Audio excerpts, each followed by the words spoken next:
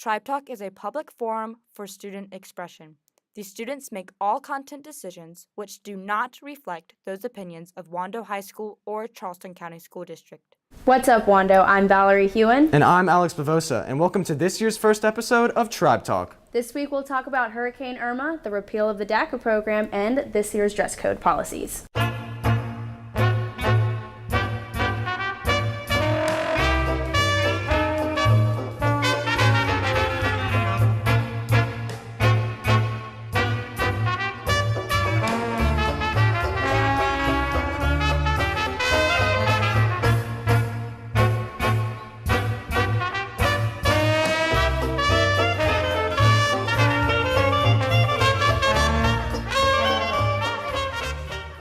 Hurricane Irma was anticipated to be more catastrophic than Hurricane Hugo. And although the effects weren't as bad as anticipated, the effects of this powerful hurricane go far beyond the Low Country. Pete Jonas takes a look. In 1989, Hurricane Hugo hit Charleston as a Category 4 hurricane. Today, it is remembered as one of the most destructive hurricanes in South Carolina history. Many believe that Hurricane Irma has the potential to have the same destructive effects. We talked to a Charleston native and local officials about the impact of Hurricane Irma in comparison to Hugo. For Hugo, we were preparing for a very bad storm. We knew that this would be worse than anything we had seen in our recent history.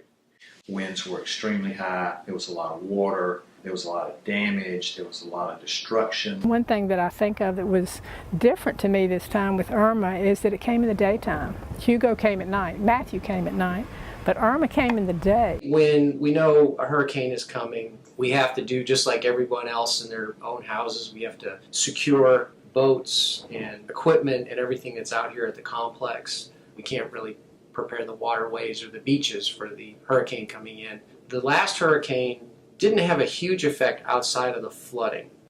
Storm surge and flooding were two of the major destructive impacts of Hurricane Irma. They were unexpected by local officials. We were told that there would be a surge. We began to pick it up. First it was going to hit here, then it wasn't, and then we kept getting further and further away. The wind was not huge, but the water completely took me by surprise, and the fact that it took out our dock, that was astounding to me, because with what I expected Irma to be, I did not expect the dock to go. Depending on the strength of a hurricane when they come in, I mean, of course you can get the wind and structural damage, but it's flooding that usually damages everything. But a severe hurricane like Hugo, where you get those direct effects, will usually have more direct environmental impacts. Irma wasn't too bad, but you know, the different storms, it just depends on the tracks they take and how they hit us. Irma was a tropical storm. Hugo was a Cat 3, Cat 4, depending on where you were in the Charleston area. For Irma, we thought it would be a minimal storm. It actually had more impact on our system than we thought it would. It packed more wind, it packed more rain, it packed tides, it packed flooding. Well, you know, Hugo was so different from Irma anyway. We got hit in Hugo as a Category 4. It was so bad and so devastating. There were a lot of tornadoes that whipped around, could lift up a whole house or half of a house and just throw it in the ocean or throw it several miles away. Plenty of people during Hugo didn't have a home to come back to. So I knew if we left a Category 5 or even a 4 storm, we could come back to nothing. So I began to think, oh my goodness, you know, what picture or what little things that are sort of near and dear to your heart would you like to be able to kind of have afterwards if everything went? That was what went through my mind. It was not a happy thought. This has been Pete Jonas reporting for Tribe Talk. The DACA program was something that held families together here in the U.S. by allowing children of illegal immigrants stay here legally. But with President Trump's recent repeal of the program, it may end up changing families' lives drastically. Shane McDavid has the story. In 2012, President Obama created a policy that allows individuals who enter the country illegally as minors to receive a renewable 2-year period to postpone their deportation and obtain a work permit in the United States. Currently, President Trump is in the process of repealing this policy, affecting many children who are considered dreamers. What DACA has done for students and for the youth that it is there to protect, I think that what it's done for them up to this point is given them an option to do things the right way. It's kind of a short-term fix. It doesn't really solve the problem. as I mentioned before, it's not granting any status to the person. They're not able to become a legal permanent resident. There's really no clear pathway to citizenship. Some believe that because DACA was passed through the use of an executive order, this is seen as an abuse of power by President Obama. So, the reason for it being repealed is it came about through an executive order instead of basically Congress, taking this on and creating a law that allowed some sort of pathway to status or legal residency or even citizenship for these people. It increased the number of young people trying to come to the United States. So we had a situation where, parents wanting to take advantage of this program were sending kids pretty much on their own through the southwest border to the United States. I think that if DACA were repealed, it would change people's perceptions of who we are as Americans. America is a welcoming place for all immigrants. We're an experiment. We are an experiment of people who come together to make this country work. And if we start rejecting people who are trying to do it the right way or trying to do it the way that our government asked them to, then I think that sends a dangerous message. This has been Shane McDavid reporting for Tribe Talk. On Saturday, August 12th, a Unite the Right rally turned chaotic in Charlottesville, Virginia. The riot consisted of two main groups, white nationalists and anti-fascist. The clashing of these two groups has caused an increase in racially based discussions and gatherings across the nation, including here in Charleston. Certainly since Charlottesville, there's been, I think, a renewed interest in Confederate monuments. People are starting to say, when did these monuments get put up? What do they say? What do they say about the way we celebrate history? And I think a lot of communities, when you sort of move beyond when people are just yelling at each other. Take Charlottesville, for example, and here in Charleston, a lot of communities are having thoughtful discussions about how we're going to remember history. In order to protect the future, you have to tell the whole story for the present. It's because you have too many people who are looking at those statues and only see one view of it. And that can be mislead people to do different things and evil things like Charlottesville. I think there's some really interesting options. One is to do nothing and leave them like they are. One is to rip them down, whether they rip them down in the middle of the day or at night sometime, or violently. And the other is to do what John Tecklenburg, our mayor here in Charleston, has talked about, which is recontextualization. And so you might have the Calhoun statue, but maybe you'd say, look, let's say a little bit more about Calhoun, tell the full story, talk about some of his views related to white supremacy or secession, and not just sort of put him out to be a hero, but talk about both the good and bad. You don't have a real conversation until you tell the truth. And that's the issue. We need to tell the truth, the good, bad, and the ugly, not just have a statue sitting out there and people believing one thing and not. So that's why I think adding to these statues that exist in Charleston will tell the truth. And the truth is what's going to makes a better present and a better future for this nation and for young people like you. This has been Sydney Register reporting for Tribe Talk.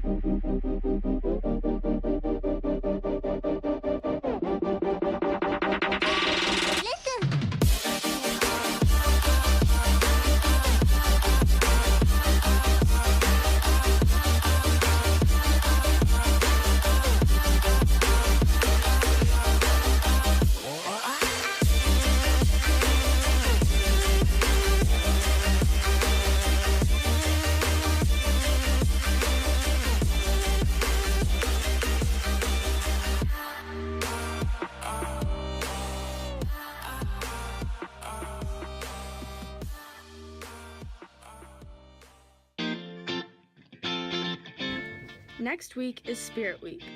Wear your red, white, and blue for America Monday. Find a buddy and match for Twin Tuesday. Roll straight out of bed for Pajama Day on Wednesday. Take a blast to the past for Throwback Thursday. And on Friday, we're all black for Blackout. The homecoming dance is Saturday, September 30th. Don't forget to buy your homecoming tickets during all lunches for $7 or $10 at the door.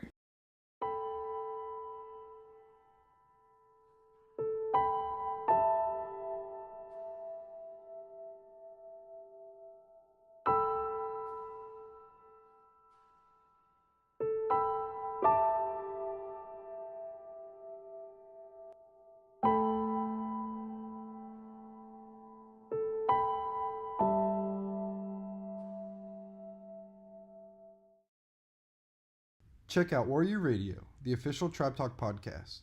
This episode, we cover the Wando mascot controversy, the new tardy policy, and the rapid growth of Mount Pleasant. Head over to the Tribe Talk YouTube channel to view the first episode.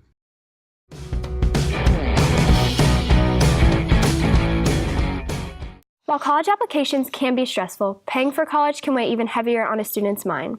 For many seniors here at Wando looking for financial aid, scholarships may seem unattainable. However, earning a scholarship can be easier than you think. According to FAFSA, a scholarship is characterized as a financial aid that doesn't have to be repaid. Scholarships are usually awarded based on student need or merit. Funding for scholarships can come from a variety of sponsors, including both federal and state government, private and nonprofit groups, and even the colleges themselves. South Carolina offers 3 major merit-based scholarships awarded to in-state students. There's 2 ways you can earn the Palmetto Fellows Scholarship. Have a 1200 SAT score, a minimum of a 3.5 GPA, and be in the top 6% of your class. Or have a 1400 SAT score and earn a minimum of a 4.0 GPA. This scholarship awards around $7,000 depending on your college grade level. The Life Scholarship can be won by receiving an 1100 SAT score or earning a minimum of a 3.0 GPA. You can receive up to $4,700. The SC Hope Scholarship can be earned if you have a minimum of a 3.0 GPA and don't qualify for any of the other scholarships. SC Hope recipients could earn up to around $2,500 for 2 college terms. Are you eligible for any of these scholarships? If so, take advantage of them before it's too late. Your Wando guidance counselor can provide you with information and advice about these amazing opportunities. This has been Grace McKellar, reporting for Tribe Talk. Year after year, the dress code becomes a prevalent issue here at Wando. However, this year students have begun to speak out on their opinions on the issue. Davina Patel gives both sides of the story. Here at Wando, there has been a great deal of controversy regarding the dress code. Some students believe the dress code is demeaning towards a specific gender, while others believe the dress code is beneficial to the students. Administration and students give us more insight in their opinions on the dress code. I don't agree with the Wando dress code just because I think it unfairly targets girls and I think it sexualizes them. I've always disagreed with the dress code ever since the first year that I was here. As a freshman, I was dress coded like numerous times, and I've had to miss class time because of it. So I think a dress code is beneficial for Wando based on professionalism rather than if someone can control their urges or not. But yeah, I think it benefits everyone. The purpose of the dress code is so that we have our students held at high expectations so that they can come into school and wear things that reflect what Wando is about. I definitely think that girls are called out more than boys about the dress code, and it's because our bodies are being sexualized by this policy. Calling girls a distraction because of our own body parts that are completely natural and shouldn't be sexualized is demeaning. It is sort of true that some girls are held responsible, but also if we're going to be mentioning that issue, I think it's also immature to not acknowledge that boys are going to have more like a harder time controlling urges than girls will. So it's it's immature not to acknowledge that, just as the way that boys have to acknowledge some things that girls have that we don't. We're not really focusing on just girls. We have a lot of issues with dress codes with boys as well. We're not asking kids to wear long pants and turtlenecks. We're just asking them to dress for success every day. This has been Davina Patel, reporting for Tribe Talk. A lot of kids have dreams of either becoming a musician or a songwriter, but nobody really knows where they start. Zach Green, a senior here at Wando High School, has started a record label company, Plastic Mountain Records, and has signed various artists throughout the community. We take a look at what Zach is doing to the music scene. Plastic Mountain Records is this label I started with a couple friends who, I knew they were making great music. Some are forming bands, some are writing really great songs, and so I kind of wanted to create a locus for all these kids that were making this great music to come together and to be able to put that out there. Liquid Void, they're this awesome group of guys that make some face-melting jam band music. Never Any Ordinary, this great punk band made up of mostly queer performers, which is really cool. Local Honey, these two girls from SOA, they really make some super awesome kind of folky, for lack of a better word, roots music. Zach Green isn't the only one making a name for himself in the music scene. His brother, Alex Green, is a serious DJ and has DJed at multiple events, including the Wando Semi-Formal. Well, my brother kind of started this, and he started throwing these shows and asking me to help him out with some things, and so I've helped him with a lot of Plastic Mountains merch, and it's printed some t-shirts for them, and also whenever they need help with some audio and music and sound for the shows, I can help with that as well. Recently, for the Color Your Ear show, I'm DJing for FWA, just playing their music for them and helping with the sound for that show. A few years ago, I started kind of liking the EDM and electronic dance music, and so I started just kind of getting into that genre and trying to figure out how I can start doing that by myself. I think there's definitely a finite end to this project, but we're just going to make the most of it for the time being because there's this incredible moment in the Charleston music scene happening right now. This has been Alex Bavosa reporting for Tribe Talk. I'm just the same old revolution. I'm just a figment of your imagination. So what's it gonna be?